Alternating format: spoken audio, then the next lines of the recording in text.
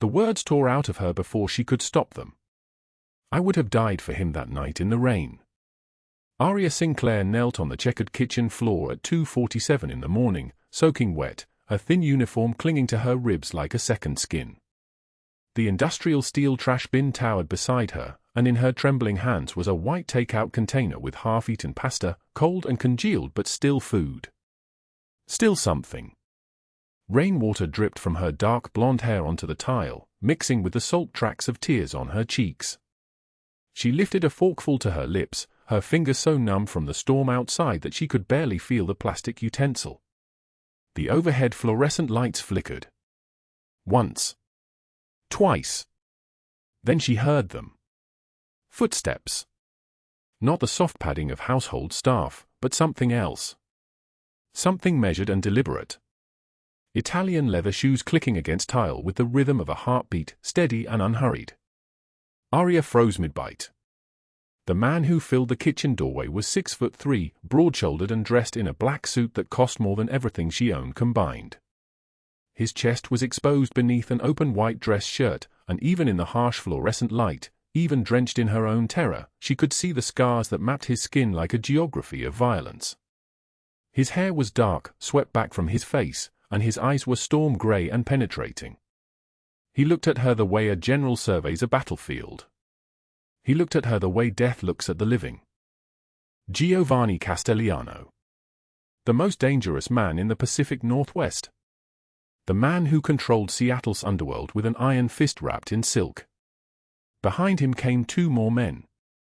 Rocco, built like a bull with hands the size of dinner plates. Enzo, lean and lethal, his suit jacket pulled slightly open to reveal the outline of a gun. Their hands moved instinctively toward their weapons, muscles tensing like coiled springs. Giovanni raised one finger. Everything stopped. "I'm sorry," Aria whispered. Her voice trembled like a candle in the wind. "I'm sorry. I'm so sorry." She said it 3 times. The container fell from her hands and clattered across the floor, pasta spilling like evidence of her desperation. She scrambled backward, her wet clothes making squelching sounds against the tile, her eyes locked on his face, waiting for whatever came next. Eviction. Exposure. Violence. She had known this job was too good to be true. 3 weeks working in this mansion, sleeping in a staff room with an actual bed, eating the leftover food from dinners that cost more than her monthly rent used to cost. Of course he would find out. Of course she would be thrown out into the rain. But he didn't move. Giovanni Castellano simply stood there, his expression shifting through a series of micro-movements that only a person trained in reading danger would notice. His jaw tightened. His right hand clenched and unclenched. His storm grey eyes searched her face with an intensity that made her want to crawl into the walls. "How long?" His voice was deep and solid like an oath, weighted with something that might have been anger or might have been something far more dangerous. Aria couldn't speak. "How long have you been eating from the garbage?" She shook her head. She shook and couldn't make words come out. Rocco stepped forward, but again Giovanni raised his hand, and the mountain of a man froze in place. Enzo's jaw clenched. They exchanged a look, the kind of look that men who have served the same master for 15 years can exchange without speaking. In that look was shock. In that look was confusion. In that look was the beginning of understanding that something fundamental had shifted. Giovanni walked toward her.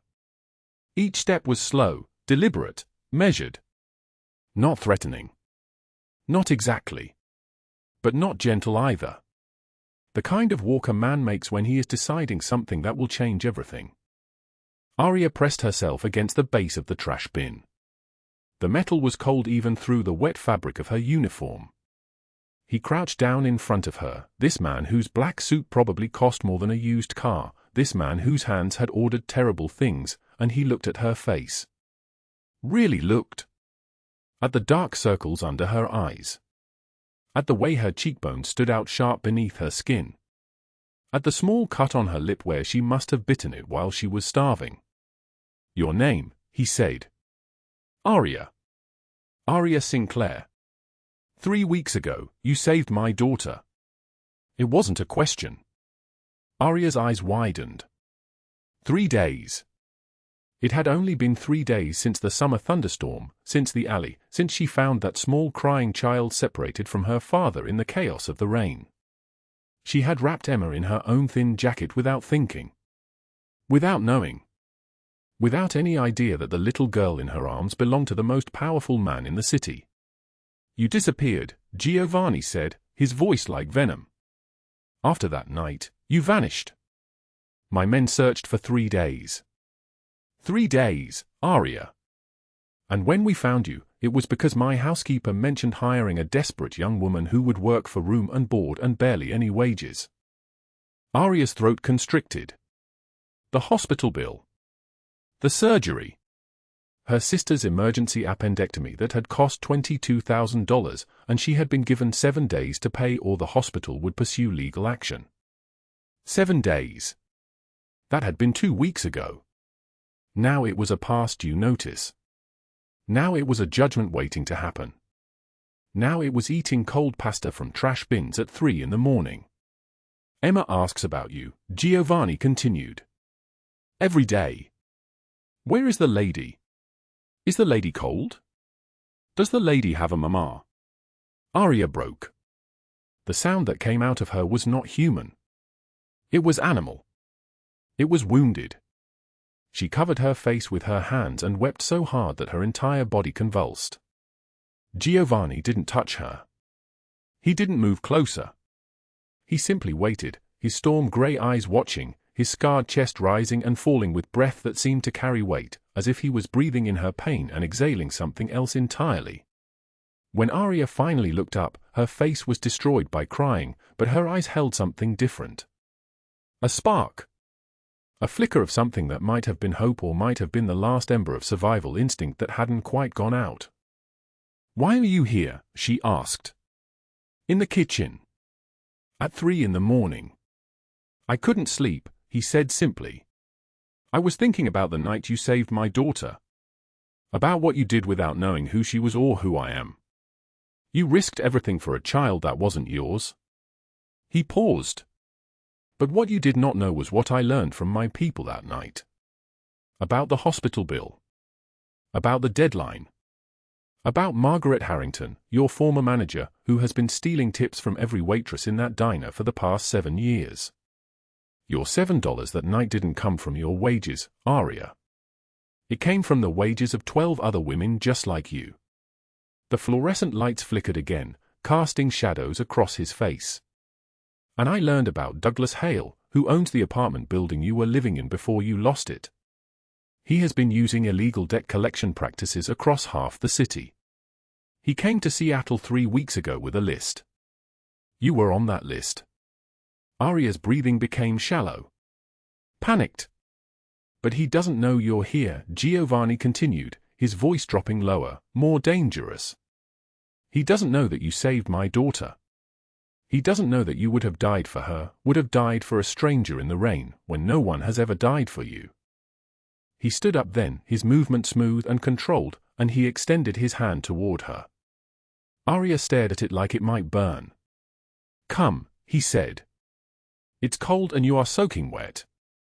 Emma is sleeping upstairs, and she would want you warm. Rocco and Enzo exchanged another look. In 15 years, neither of them had seen him extend his hand to anyone like this. Neither of them had ever heard him use a name the way he had just spoken hers, as if the name itself was a prayer. Aria took his hand. His skin was warm, and when his fingers closed around hers, they were gentle. Impossibly gentle. The hand of a man who could crush bones held hers as if she were made of glass. He pulled her to her feet, and she swayed, her legs weak from hunger and exhaustion and the simple, overwhelming fact of being touched by another human being in kindness. The storm outside is still raging, Giovanni said, guiding her toward the doorway, away from the garbage and the spilled pasta and the evidence of her starvation. But you will not be cold anymore. Do you understand? You will not be hungry. You will not be alone. He didn't say it like a promise. He said it like a law. Like a rule that would be enforced with the weight of his entire power. Rocco opened the kitchen door, and from beyond came the sound of rain hammering against the windows. Distant. Safe. Outside, in that storm, somewhere in the city, Douglas Hale was looking for her. Margaret Harrington was counting the tips she had stolen. But inside this house, inside this moment, there was only warmth and the echo of a child's voice asking, "Is the lady cold?" Aria thought of that question, and something inside her shifted. Not healed. Broken things don't heal in an instant. But something shifted, the way the earth shifts before a quake, the way the sky shifts before a storm passes. This is where the story truly begins. Not with her desperation. Not with her hunger. But with the moment a desperate woman who had nothing learned that she had chosen to give everything, and in that choice, had chosen a path that would either save her completely or destroy her utterly.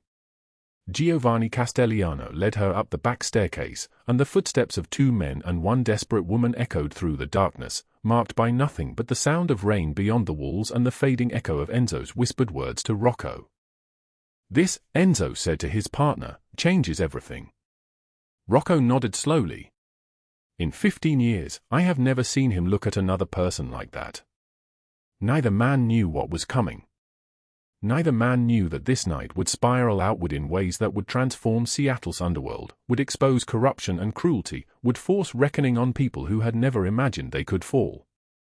Neither man knew that 3 days from now, Douglas Hale would make a move that would trigger Giovanni Castelliano's particular brand of justice, the kind that doesn't kill with bullets but destroys with precision and power. But that night, in that moment, all that mattered was that a woman who had been eating garbage was being led to warmth. All that mattered was that she was no longer invisible. 3 hours before the darkness found her in that alley, Aria Sinclair sat in her 2008 Honda Civic with 5 crumpled dollar bills spread across her lap like they were made of gold. $1. 3 ones. A 5 that she unfolded carefully, smoothing it against her thigh with fingers that had learned to count every penny, to measure survival in coins. The dome light cast a sickly yellow glow across her face. Her eyes were the color of storm water, tired in a way that belonged to someone twice her age. The hospital bill lay on the dashboard. Final notice stamped in red ink that looked like blood. $22,000 owed in 7 days for her sister's emergency appendectomy and the complications that followed, 3 hours of surgery, 2 nights in intensive care, medications, imaging, the cost of keeping a person alive when their body decides to betray them. Aria had done the math 17 times. It never changed. The number was impossible. It was a sentence. She had been sleeping in this car for 8 months. 8 months of backseat nights with the windows cracked open, of waking at 3 a.m. with her neck screaming, of folding her 5'6" frame into a space designed for luggage. Her entire life fit on the passenger seat. 1 backpack. 2 uniforms for the diner, both with stains she could not quite wash out. A toothbrush she used at the Shell station 2 blocks away every morning at 5 a.m., before the night attendant clocked out and the morning crew arrived. Deodorant that cost 99 cents. A photograph of her sister Maya from 3 years ago, before the appendicitis, when her sister had still smiled like someone who believed in tomorrow. The smell inside the car was a layer of everything. Stale French fries from the diner. Cheap vanilla air freshener that stopped working weeks ago but still hung there, a ghost of itself. Her own unwashed hair. She could not afford the gas to drive to a gym where people showered. She could not afford a shower at all. At 9:15 p.m., the diner's dinner rush had ended.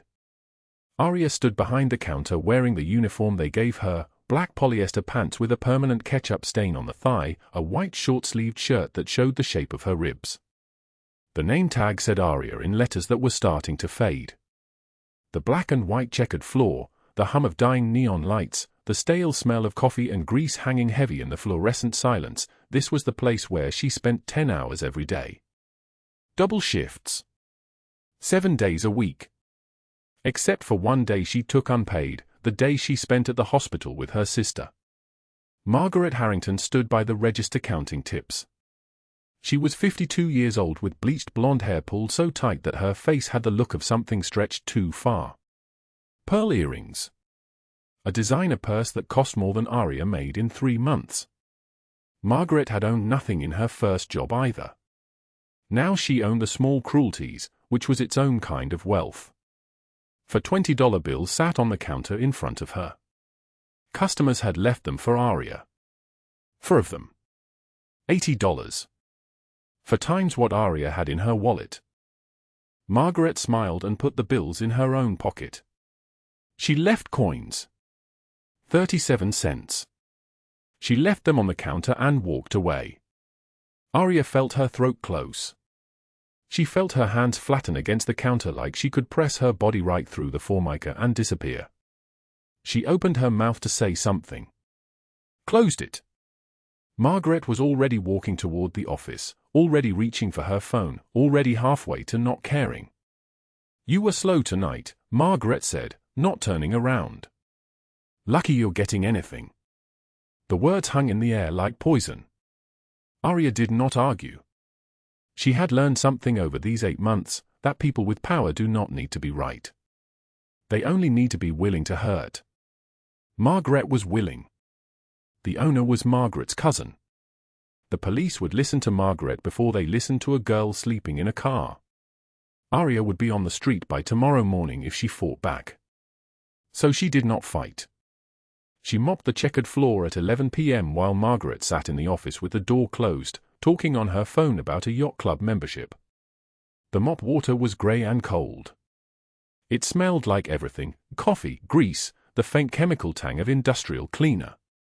She pushed it back and forth, and thought about her sister in the hospital bed, and thought about the money, and tried not to think about anything at all. At 11:34 p.m., the sky broke open. The summer heat that had made the kitchen a sauna all evening suddenly fractured.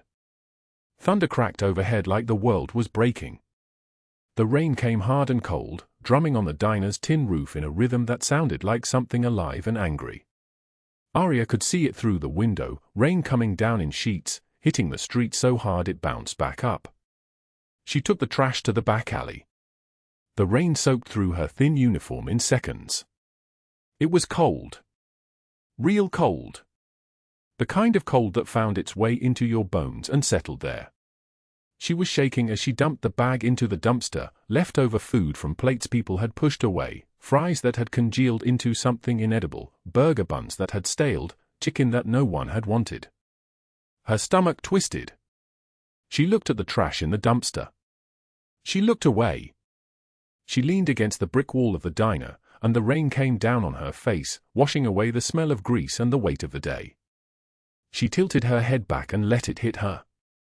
For just a moment, for just a few seconds, she let herself feel how tired she was. How impossible this was. How $5 in her pocket would not become $22,000 in 7 days, no matter how many double shifts she worked, no matter how many extra hours she begged for, no matter what she sacrificed or gave up or stopped believing in. She whispered something into the rain. "I can't do this anymore." The rain answered. The rain always answered, which was another way of saying it never answered anything. 60 seconds passed. And then she heard it. A sound that cut through the rain like a blade. A child's voice. Not crying. Not quite. Something between crying and screaming, something raw and small and terrified, echoing from the far end of the alley where the shadows were deeper and the rain fell like a curtain nobody could see through. "Hello," the voice called. "Hello? I cannot find the way back." "Papa? Papa, where are you?" Aria's entire body went still. She was not a mother. She was 27 years old and had never been a mother and had never planned to be a mother because she could barely keep herself alive. But something in that voice, something in the desperation of a small human lost in the rain and the dark, pulled at her like a hook. She moved toward the sound. The rain was a wall. The child was maybe 30 feet away, maybe more. It was hard to tell distances in this kind of darkness, in this kind of storm. The child's small shape became visible as Aria got closer, a girl, 6 years old maybe, soaking wet, wearing a yellow raincoat that had slipped off one shoulder. Her hair was plastered to her face. She was shaking. "It is okay," Aria said. Her voice sounded different when she said it. Stronger. "You are okay. I found you." The child looked up. Her eyes were dark and enormous and full of the kind of fear that breaks your heart because it is so pure, so uncomplicated, so completely real. "I was with Papa," the child said. "And then the wind came and I could not see and I could not hear and I did not know where to go. My name is Emma. I am 6 years old and I cannot find my father." Aria was already pulling off her own thin jacket. She wrapped it around Emma's small body, and Emma did not resist. She leaned into it like Aria was already someone she knew, already someone she could trust. Aria held her close and felt the small girl shaking against her chest, felt the weight of her, felt the responsibility of keeping this small human alive settle onto her shoulders like something that had always belonged there. "We will find him," Aria said. "I promise we will find him. What is your papa's name?" But before Emma could answer, before the rain could soften or the alley could brighten, footsteps came from the darkness. Fast. Measured. Unhurried. The kind of footsteps that belong to someone used to moving through dangerous places and not being afraid. A man emerged from the rain. He was tall. So tall that he seemed to rise up out of the darkness itself. His shoulders were broad beneath a cashmere coat that cost more than everything Aria owned combined. She could tell by the way it held its shape, by the particular luxury of its drape. His hair was dark and wet from the rain. His face was sharp and sculptured, with a kind of bone structure that suggested he had never in his life struggled with being noticed. There was a scar running from the corner of his left eye to his cheekbone, white and thin like a blade. His eyes found Emma first. Something shifted in his face. Not softness exactly.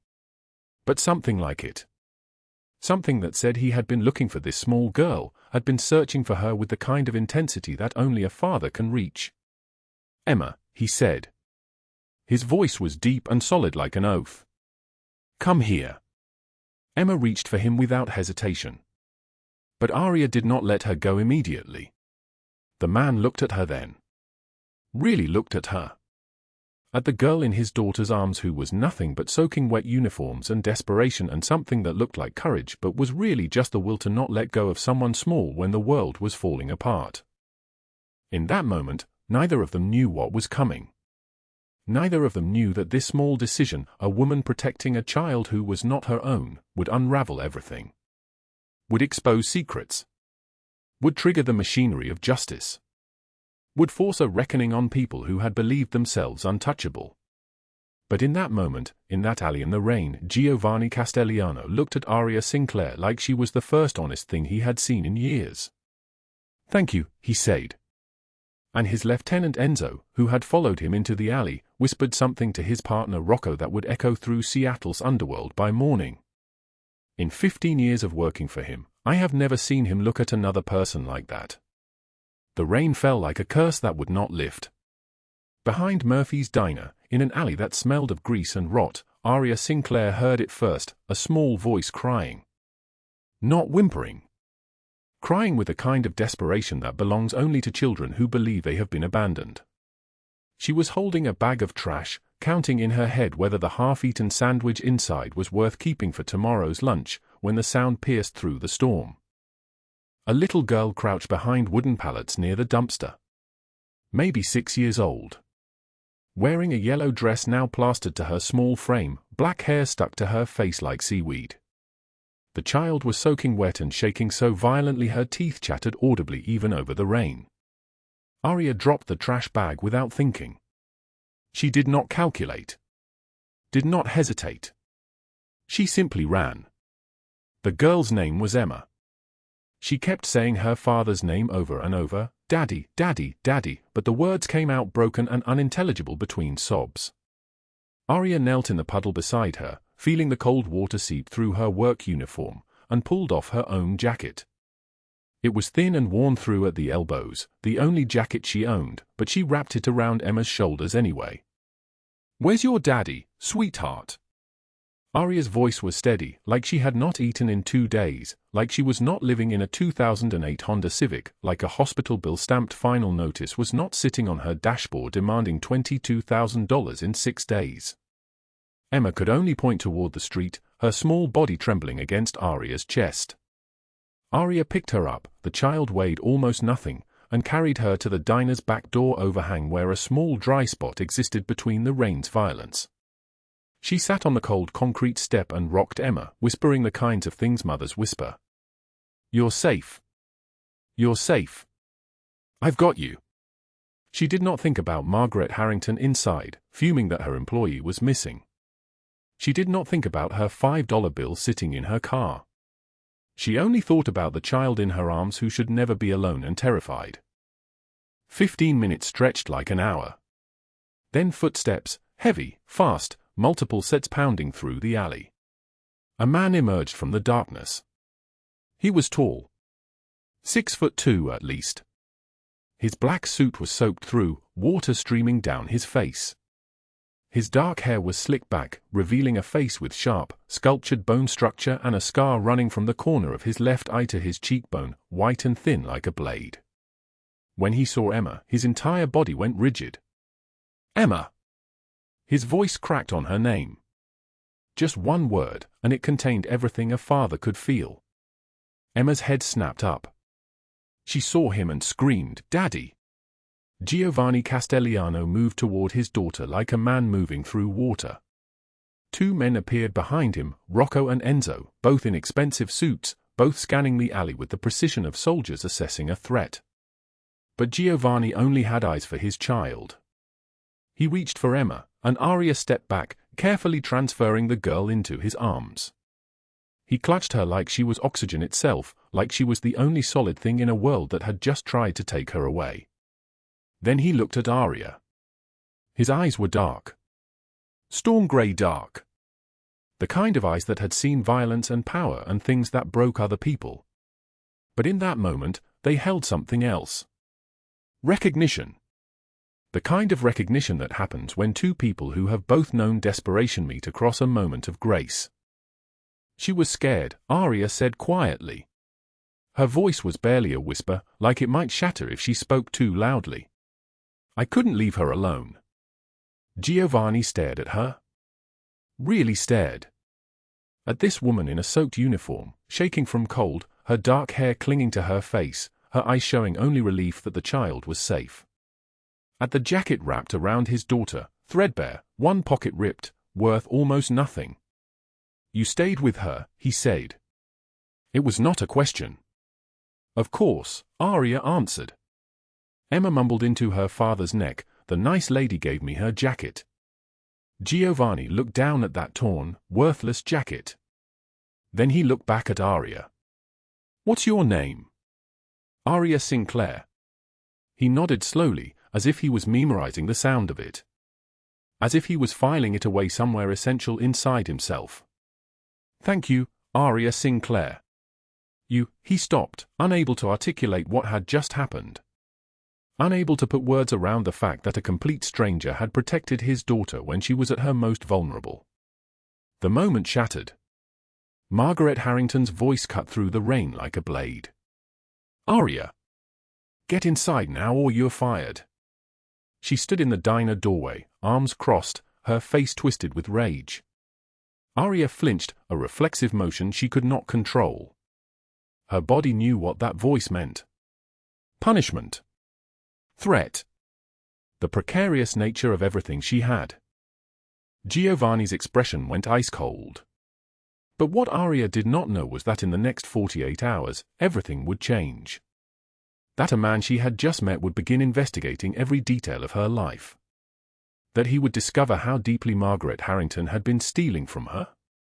That Douglas Hale, a man from Aria's past, was already closing in on Seattle, already hunting her, already planning something that would shake the foundation of everything she had just begun to build. The next morning arrived grey and unwilling. Giovanni Castelliano sat in his downtown office on the 42nd floor, floor-to-ceiling windows overlooking the city like he owned it, because he almost did. The smell of espresso hung heavy in the air. Dark wood desk. leather chairs that cost more than Aria earned in 3 months. On the desk in front of him sat a thin file folder. Rocco and Enzo stood across from him. Enzo held the folder. Aria Sinclair, Enzo began, reading the contents methodically. 26 years old. No criminal record. Employed at Murphy's Diner for 7 months. Previous employment, minimum wage jobs, cashier positions, 1 restaurant position that ended when the business closed. She has been living in her vehicle, a 2008 Honda Civic, for 8 months following an eviction from a rental property in Tacoma. Current bank account balance, $127. Last paycheck received, $340, but Margaret Harrington, the diner manager, has been pocketing her tips. For 7 months, she has been stealing approximately $40 per week from Aria Sinclair's earnings. Giovanni's jaw tightened. There's more, Rocco said. He pointed at another page. Her sister, Emily Sinclair, age 23, is recovering from emergency appendix surgery performed 8 days ago. Hospital bill, $22,000. Due in 6 days from today. The surgery was successful, but without the follow-up care, also not covered, there's risk of complications. Giovanni looked out the window at Seattle spread below him like a kingdom he had conquered through methods he did not discuss. Find her a job. Here. Housekeeping, cleaning, whatever she'll accept. Tell Mrs. Chen to hire her today if possible. Pay is $800 per week. She can sleep in the staff quarters. Enzo exchanged a look with Rocco. Neither man spoke, but the question hung in the air between them. Giovanni never did this.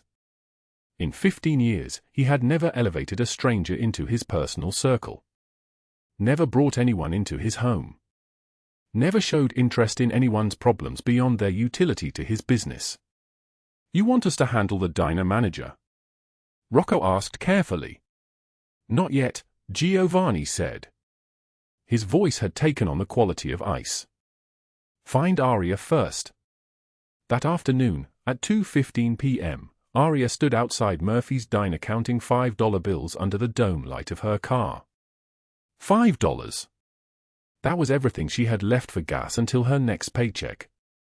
In 6 days, a hospital bill would come due for an amount that might as well have been $1 million. She had done the math 17 times. There was no version of this equation where she survived it. A black Mercedes pulled up beside her car. A woman stepped out, 60 years old, kind-faced, grey hair in a neat bun. She wore a simple dress and carried herself with the quiet authority of someone accustomed to managing important households. She introduced herself as Mrs. Chen and offered Aria a job. Housekeeping. $800 per week. Meals included. A room of her own on the property. Aria stared at her. $800 a week. A friend recommended you very highly, Mrs. Chen said. She smiled gently. Someone who witnessed your character. Someone who saw you help a child in need. Aria's mind spun. This was not luck. Luck was not real. Luck was what rich people called privilege. But $800 per week was $6,400 per month, which meant... Her throat tightened. Which meant she could pay the hospital bill. Which meant her sister would be safe. When do I start? She asked. Tomorrow morning. 7 o'clock. The mansion revealed itself slowly as Aria climbed the drive, modern and sprawling, glass and steel, manicured grounds that someone had clearly spent money maintaining. Her hands shook as she parked her car in the staff area. Mrs. Chen showed her a small but clean room in the staff wing. A bed. An actual bed with clean sheets. A bathroom down the hall.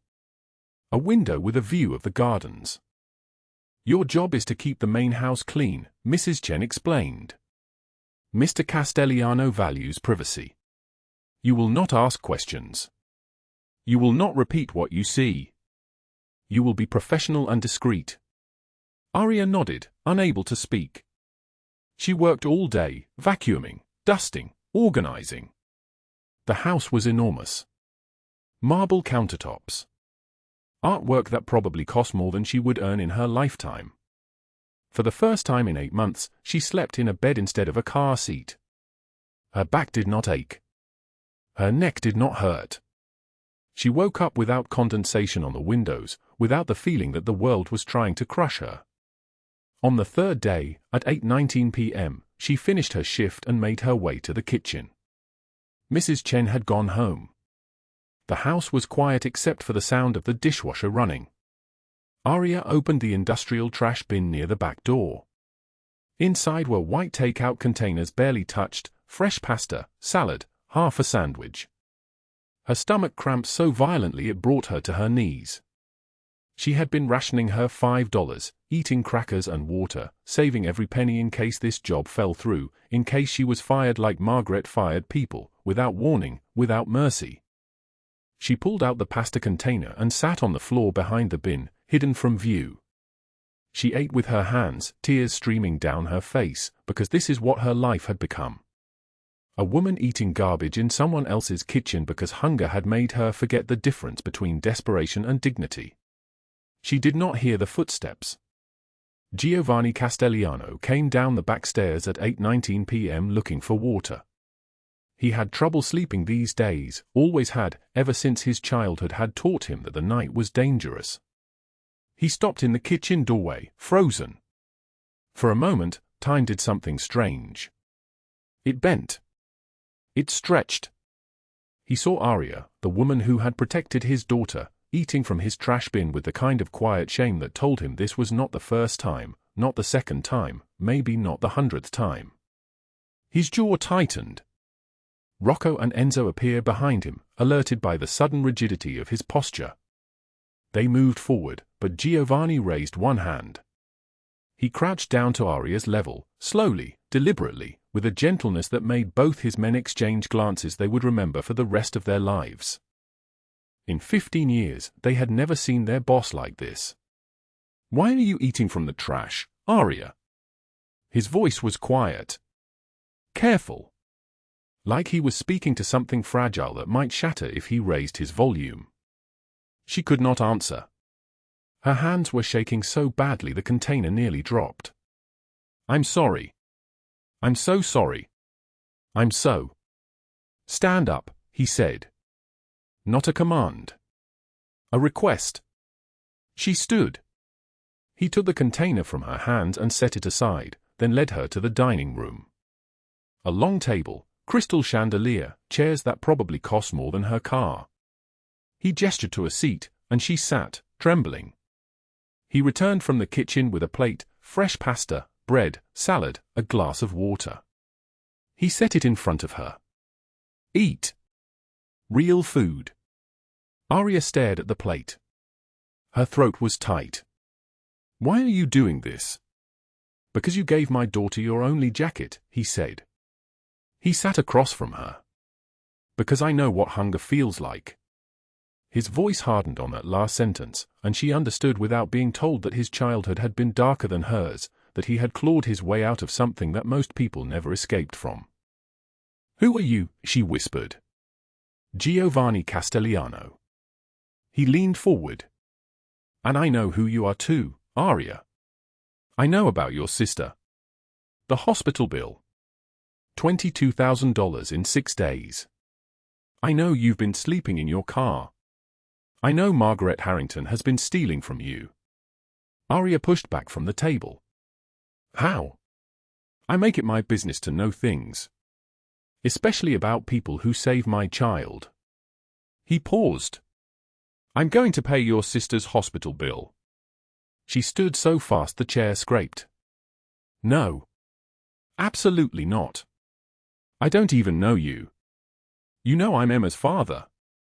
You know enough." His dark eyes held hers. "Why would you help her if you didn't understand something important about what it means to protect someone?" "I'm nobody," she said. The words came out broken. "I have nothing. I can't." Giovanni stood.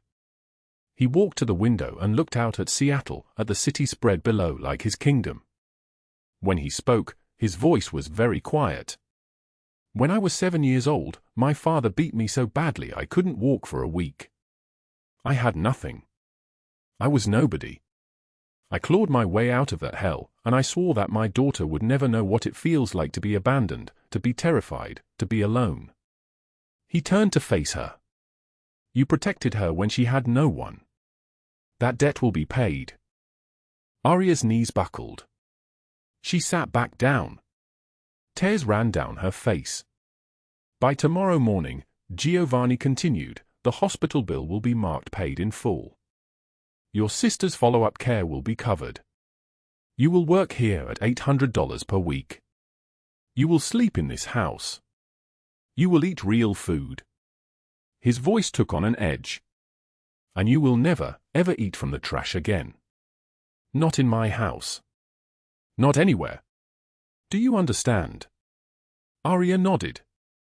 She could not speak. What she did not know was that Margaret Harrington was already making calls. That she had taken a photograph of Aria leaving the mansion and was planning to use it as leverage. That across the city, Douglas Hale was closing in, already hunting the girl from his past, already planning his revenge. The storm had not passed. It had only paused. 3 days had passed since Giovanni Castellano paid the hospital bill in full. 3 days since he promised Aria Sinclair that her life would change. 3 days of sleeping in a real bed, eating real food, breathing air that did not taste like desperation. And now, at 9 o'clock on a Thursday evening, as Aria finished folding linens in the mansion's laundry room, everything was about to shatter. The staff lot was empty when she walked to her car. Her old car, the Honda with 187,000 miles on the odometer, the one that had been her home. She still parked it here instead of in the covered garage. Old habits.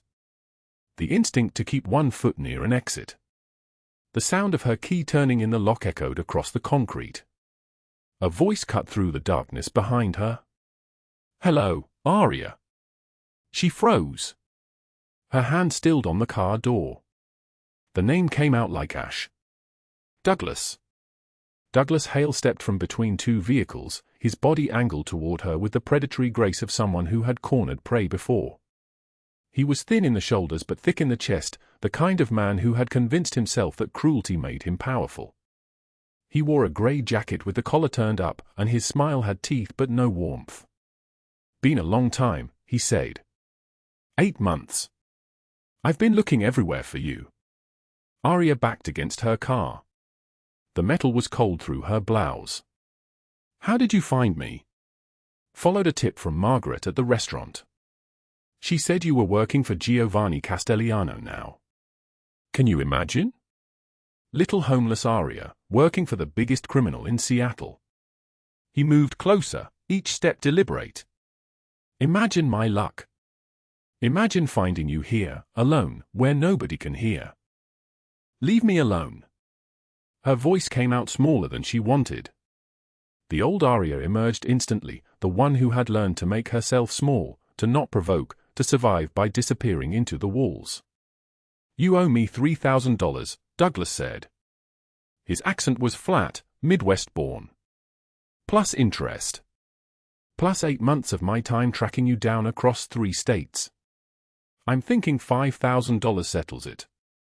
Fair price for a deadbeat who ran out on her rent. I left because you tried to assault me when I couldn't pay. The words came out before she could stop them. Aria's hands trembled. You locked the apartment door. Douglas laughed. The sound had no humor in it, just the sharp bark of a dog cornering something smaller. That's your word against mine, Aria. And who's going to believe a girl who slept in her car? Who's going to believe a girl with nothing? He moved closer. His breath smelled like cheap whiskey and cigarette smoke. Your new boss, maybe? Does he know you're a deadbeat? Does he know what kind of trash he's employing? She tried to turn toward the driver's side door, but his hand shot out and grabbed her wrist. His grip was vice-tight, fingers digging into the soft inside of her arm. Don't. His voice had changed. Gone sharp. Gone dangerous. You're going to listen to me. You're going to get me that money from Castellano, or I'm going to make sure he knows exactly what you are. I'm going to tell him you've got a history of running out on debts. I'm going to tell him you're unreliable. I'm going to tell him that employing you makes him look weak. Let go. Aria pulled against his grip. The tendons in her wrist screamed. Not until we understand each other. Douglas tightened his grip until tears sprang to her eyes. You're mine now. You owe me. And you're going to pay. A voice cut through the darkness like a blade through water. She said, let go. Giovanni Castellano stood 10 feet away, his expensive cashmere coat hanging open over a tailored charcoal suit. Rocco stood to his left, Enzo to his right. Behind them, the soft rumble of car engines as additional vehicles pulled into the lot. For black SUVs, their headlights off, their presence absolute. Douglas released Aria's wrist like it had burned him. She stumbled forward, cradling her arm, feeling the distinct shape of finger bruises already blooming across her skin. This is a private matter, Douglas said, his voice climbing higher. Nothing to do with you, Castellano. Giovanni walked forward with the unhurried grace of someone who had never needed to hurry. Each step was deliberate. Each movement was controlled. When he spoke, his voice was very quiet, which somehow made it more terrifying. You put your hands on her. You threatened her. You thought because she has nothing, because she was alone, that she was fair game. He stopped 5 feet from Douglas. That makes it my matter now. Douglas laughed, but it came out shaky. Look, I know people too. I'm connected. Are you? It was not a question. Giovanni nodded to Rocco. Who is he? Rocco pulled out his phone, typed quickly. Douglas Hale. Landlord in the South Side. 3 assault complaints filed over the past 4 years. All dropped. Known associate of the Brennan family, small-time operation, drug runners mostly, some protection rackets. Giovanni's expression did not change, but something cold and dangerous stirred in his eyes. The Brennan family. Interesting. He turned to Aria. Go inside. But. Now. Aria. She did not argue. She ran toward the mansion, her arm throbbing, her mind spinning with what was about to happen.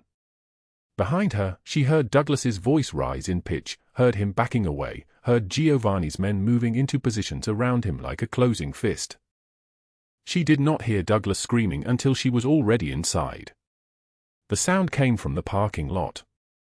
A man's voice, full of terror, calling out for mercy that would not come. Aria stood in the kitchen, her hand over her mouth, listening to the noise of car doors slamming, engines starting, vehicles pulling away. Then, silence. The kind of silence that fell like a coffin lid. An hour passed. Then 2. Aria sat in her small staff room on the edge of the bed, staring at the backpack in the corner, everything she had owned before Giovanni. Before salvation. Before everything changed. Her wrist was already purple and yellow and blue, the finger marks distinct as a brand.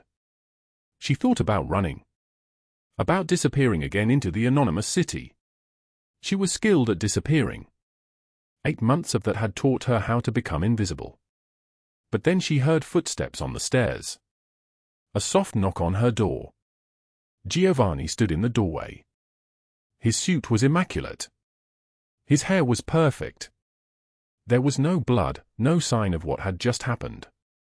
But his knuckles bore the faint impression of impact, and his eyes carried the weight of choices made. Douglas Hale will not bother you again, he said.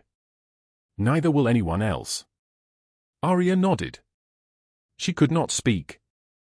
She was trying to process the fact that this man, this powerful, dangerous man, had mobilized an entire operation to protect her from someone who had hurt her. There is more. Giovanni stepped into the room and closed the door. Margaret Harrington. The manager from your diner. She has been stealing from my restaurants for 9 months. Approximately $47,000. She has also been stealing tips from my employees. From you specifically. About $6,000 over 7 months. Aria's breath caught. She hired Douglas, Giovanni continued, his voice absolutely flat. She gave him your location. She was trying to discredit you, to scare you away from working for me. To eliminate what she saw as a threat to her operation.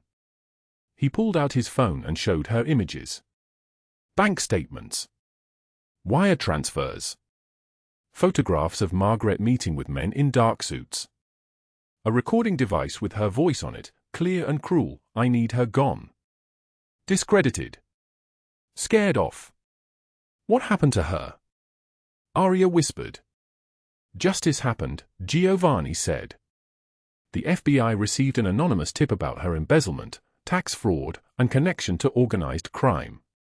They will raid her apartment at dawn. She is looking at federal charges. 40 years, approximately. Aria stared at him. This man had destroyed 2 people in the span of 3 hours. Not killed them. That would be too quick, too easy, too merciful. Instead, he had orchestrated their systematic dismantling. Their exposure. Their erasure. She thought about her hospital bill, $22,000, erased with a single decision. She thought about the $47,000 Margaret had stolen, about the $6,000 that had come from her own pockets, her own labor, her own desperation. She thought about the way Douglas's grip had felt, and how in an instant a man with absolute power had decided that grip would cost him everything. Why, she asked. Why would you do all of this for me? Giovanni was quiet for a long moment. When he spoke, his voice carried the weight of his own history. When I was 7 years old, my father beat me so badly I could not walk for a week. I had nothing. I was nobody. I clawed my way out of that hell. He paused. You protected my daughter when she had no one. That debt has been paid. But it bought you something else. It bought you my protection. And my protection is absolute. Aria felt something break open inside her chest. For the first time in her entire life, someone had fought for her. Someone had used their power not to exploit her but to shield her. She closed her eyes and let tears fall. Giovanni turned to leave, but Aria's voice stopped him. Will they come back? The Brennan family? Will this start something? No, Giovanni said. He spoke with absolute certainty. Douglas Hale is no longer their concern. He is no longer anyone's concern. He will disappear into a cell, and he will spend the rest of his life understanding what he did to you. Margaret will do the same. He opened the door. Then he paused. Lock your door tonight. Not because you are in danger. Because you are finally safe enough to. When his footsteps faded, Aria sat alone in the darkness. She unlocked her car door and retrieved her backpack from the passenger seat. 8 months of possessions. A pair of jeans without holes. A sweater that did not smell like gasoline.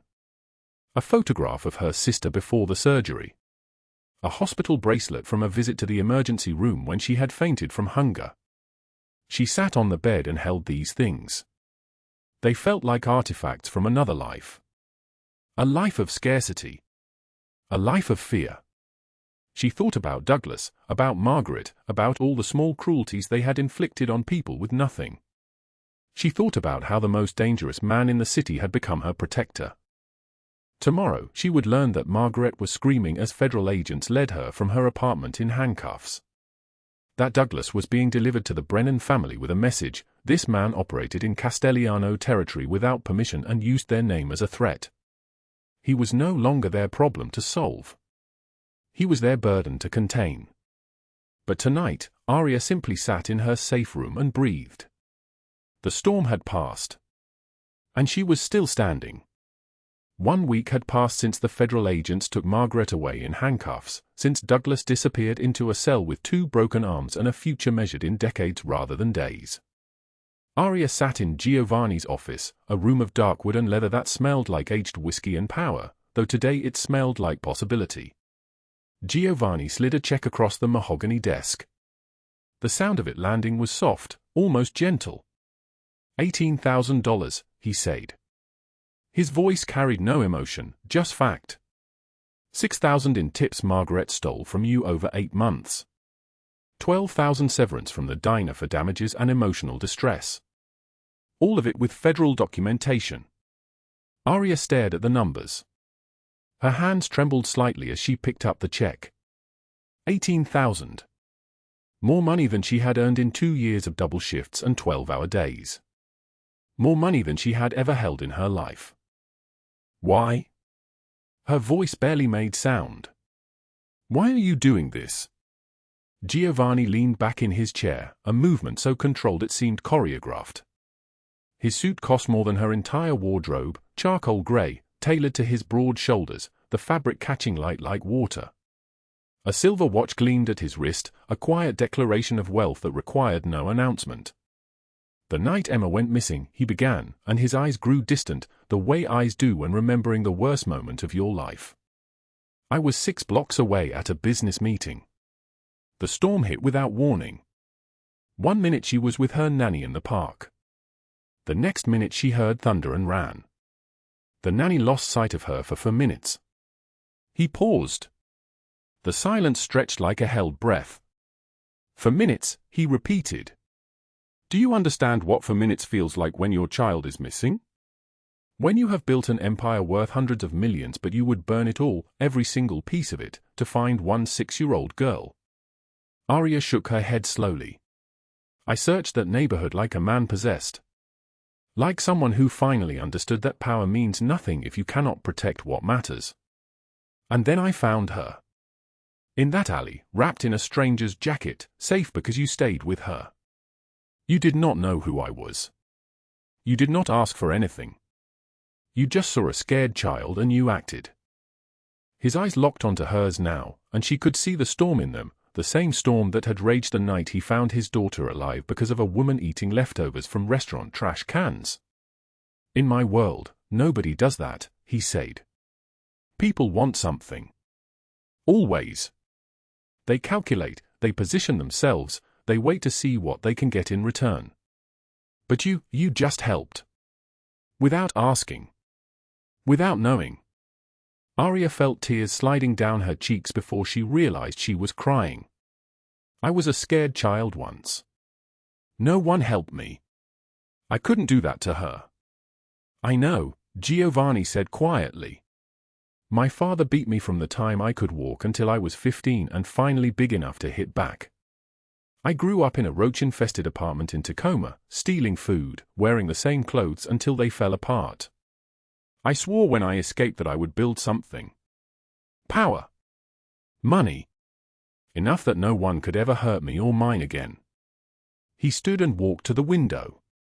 The city sprawled below them, 10 million lights in the darkness.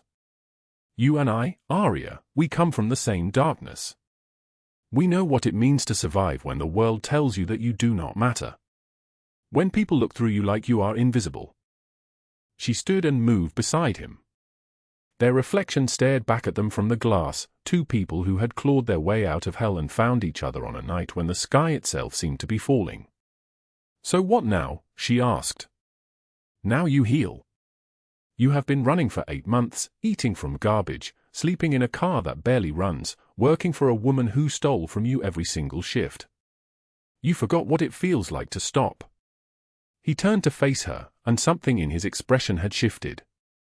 The hardness was still there, it would always be there, carved into him by years of violence and survival, but underneath it was something she had seen only once before, on the night he held Emma wrapped in her jacket. Tenderness. Your sister's medical bills are paid, he continued. The entire debt. $22,000. It is gone. You have $40,000 in a bank account in your name. You have a home here in this house as long as you want it. And you have people who will protect you. Not because you owe me. Because protection is what family does. I don't know how to accept help, Aria whispered. Neither did I. Emma is teaching me. Let her teach you too.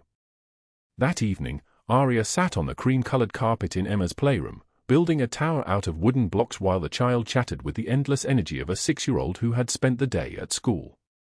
The blocks were painted in bright colors, reds and yellows and blues that seemed to glow against the dim carpet. And then, Emma said, positioning another block carefully, and then Tommy dropped his lunch and his sandwich fell apart and everyone laughed, but I didn't because I felt sad for Tommy. Feelings can be weird, Aria. Like sometimes I feel happy and sad at the same time. That is very wise, Emma, Aria said, and meant it. Emma looked up at her with serious eyes, the same dark eyes as her father's, but without any of the weight. Do you ever feel that way? All the time, Aria admitted.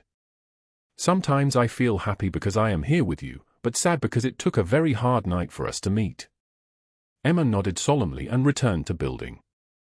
Her concentration was absolute, her small fingers working with intention. This child, who had been wrapped in a stranger's jacket less than 2 weeks ago, who had cried in an alley while rain fell like a curse, was now playing and talking and making art without shadows. Giovanni appeared in the doorway, and Rocco appeared beside him.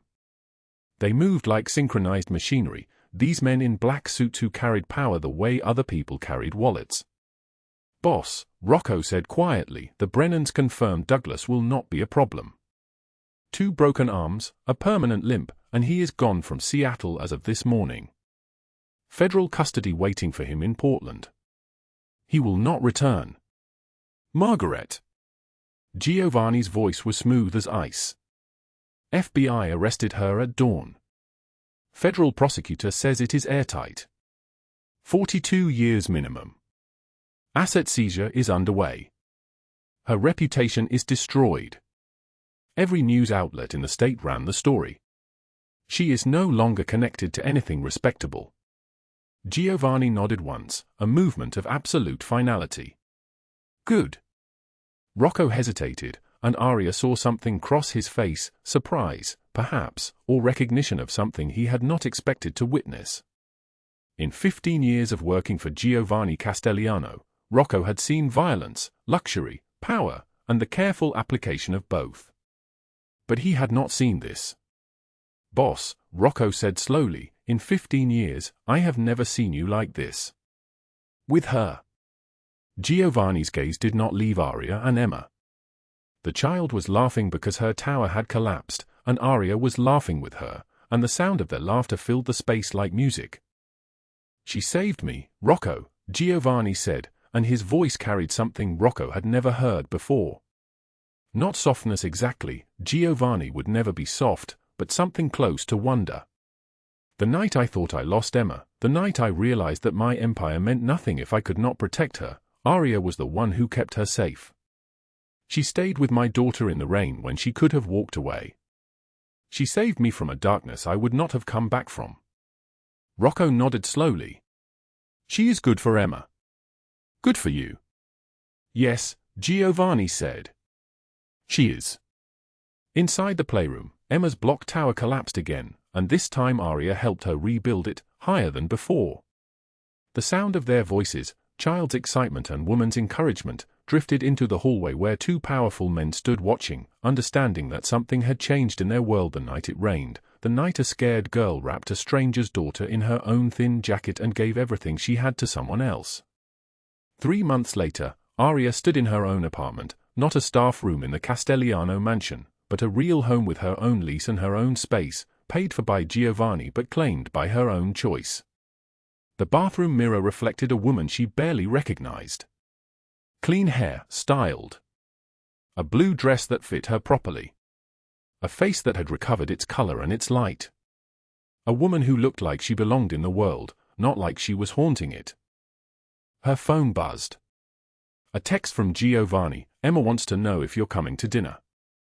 She made you a drawing." Aria smiled and typed back, "On my way." She drove through Seattle in a modest Toyota that had replaced her broken Honda, a car that started reliably and did not smell like desperation.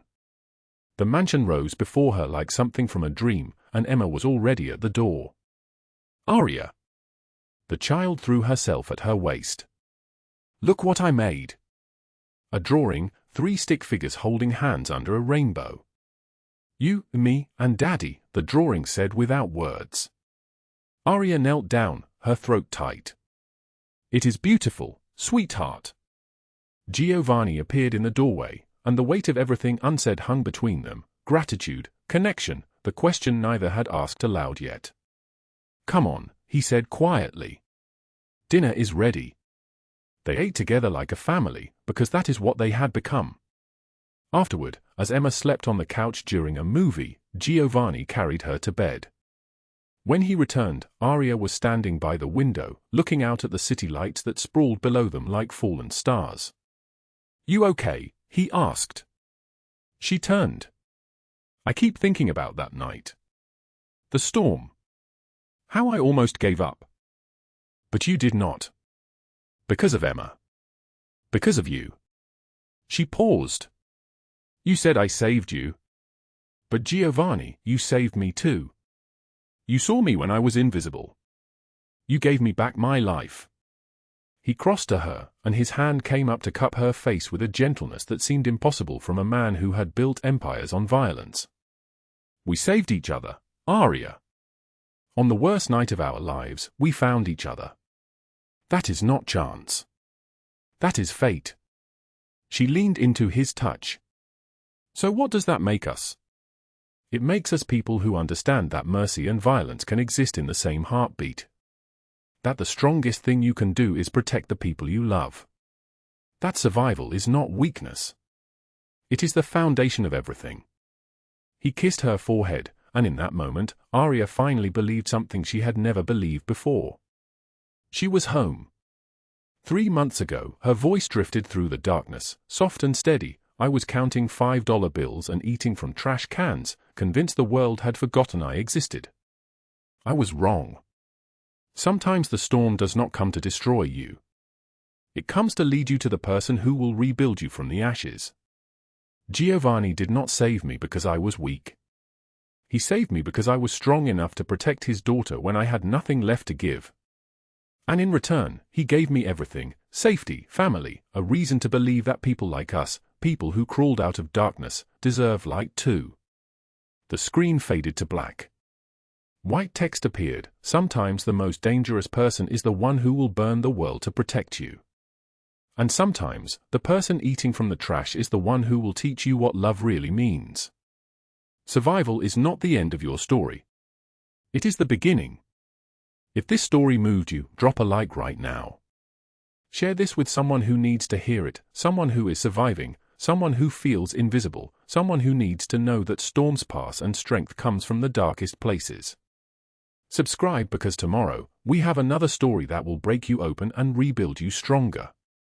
Comment below: what would you do if you found someone eating from the trash in your own home? Let's talk about mercy, power, and what it really means to protect the people you love. See you in the next one.